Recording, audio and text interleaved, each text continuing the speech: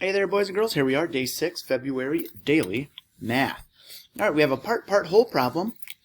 This time we have both parts, and we're missing the whole.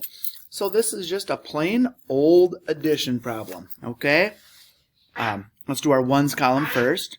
Oh, got squeaky shoes. 7 plus 2 is 9.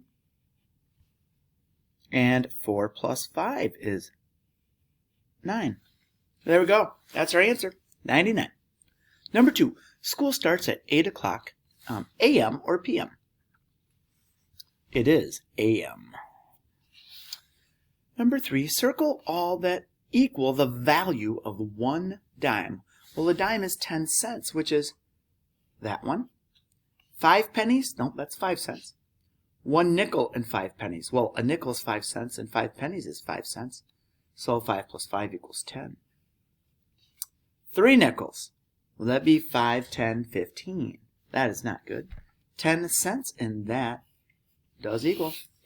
All right, count by fives. 60, 65, 70, 75, 80, 85, 90, 95, 100. Oh, well, we got one before there yet. That's right, 55. So they're all going to end in a 0 or a 5. Number 5.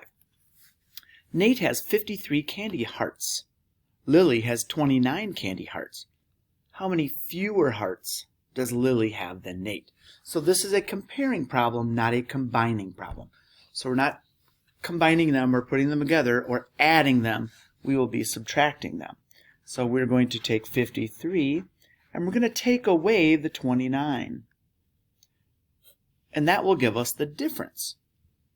3 minus 9, we have to, more on the floor, borrow from next door. 13 minus 9, well, there's 3 and 1 is 4. 4 minus 2 is 2.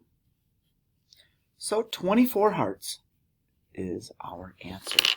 All right, boys and girls, if you have any questions on these, again, circle the number if you just don't know it at all, or it's just a struggle and we don't understand it.